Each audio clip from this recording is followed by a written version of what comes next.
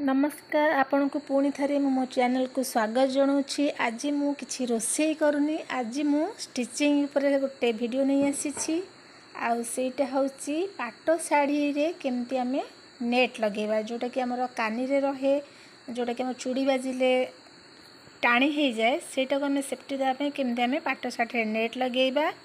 सेति पई मो इठी नै जाईछि शाढ़ी मेजरमेंट अनुसार 1 मीटर नेट। आपण एमती आपण शाढ़ी मेजरमेंट अनुसार नेट नियंतु।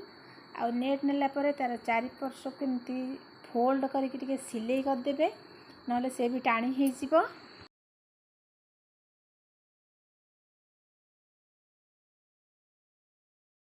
आमको ता बादे आ कौन कौन दरकार चलतु देखी नबा। मु एठी नेछि मेजरमेंट फीता, तापर एठी मु नेछि हमर मैचिंग करके सूता, आ पूरा सरू छुंची नहीं टिके बड़र सरू छुंची, चक नहीं दाग देवाई, आ सीजर नहीं थ्रेड काटापी। आई किसी पिन ने जोटा कि आम शाढ़ी की लक करके रखे। आम शाढ़ीटा को भल भाव चटाणी पारिदबा, तापर नेट पूरा साइज कर रखिकी आम पिन लक करदे सबुपटू।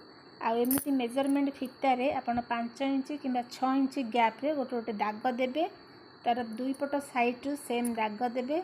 आदि आप न जापर हूँ तो आप लाइन एपट लाइन सेपट लाइन की टाणी देते आपको इजी हम।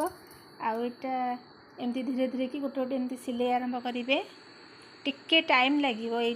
आपण मैंने जानी थे आगु आमर आई माँ बा जेजेमा मैंने जमी गंथा सिलाई करती हाथ में, पूरा यहीटा से टाइप्र टिके केयरफुली या करने को पड़ी थाए। टिके हाथ को प्रेस करी जमी टाणी हेनी सेमती करेंगे।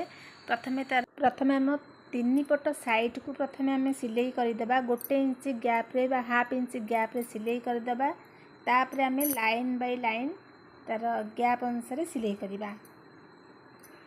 देखंतु मु एठी सेमती करिछि, आ एई भलिया पिन तक एमती लॉक करदेबे ताकि साड़ी भी आ एपट सेपट हेबनी। आपणकर पूरा सरू छुंची साहाय्य करेंगे ताकि जल्दी हो जिवो। मते तो यहाँ प्राय 1.5 घंटा लगिगला करने।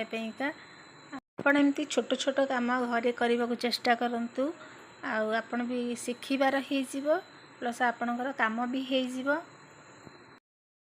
एठी मु 4 पट सिलाई कर सारा पर देखो मुझे पिन गुड़ाक बाहर कर दूची, कहीं आमर पिन द्वारा आम लक करते। बर्तमान आम 4 पट सिलाई करदेला अलरेडी से लक हो जाइए। जेहेतु शाढ़ीटा लंबा थाए आके आमको सिलाई करने को डिफिकल्ट होता है, तेणुक मुझे जिते लेयर करुच्ची से लेयर मु फोल्ड कर दूची ताकि शाढ़ीटा छोट हो मत सिलाई करने बहुत सहज हम। यही भाव में आप स्टेप बाय स्टेप सबू लाइन के कंप्लीट करके सिलाई कर दिंतु। आईटा आपन को बहुत सहज भी हम, जेहेतु आप 2 पट लाइन दे देथिबे। तो बर्तमान मु सबू लाइन रे आमर सिलाई कर सारी। लास्ट को मु गोटे साइड रखी, जोटा कि ये पट साइडटा मुझे लास्ट को सिलाई करी। एपरी करने द्वारा आपणकर शाढ़ी रे बा नेट रे आमर प्रिंट आसबनी, फिनिशिंग भल आसी थाए।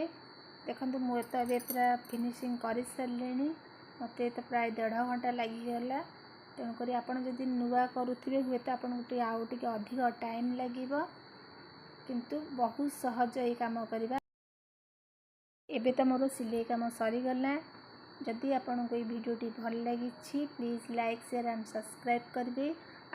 मु आग को ये भल भल वीडियो आने को चेष्टा करुच्ची। रहुची, नमस्कार।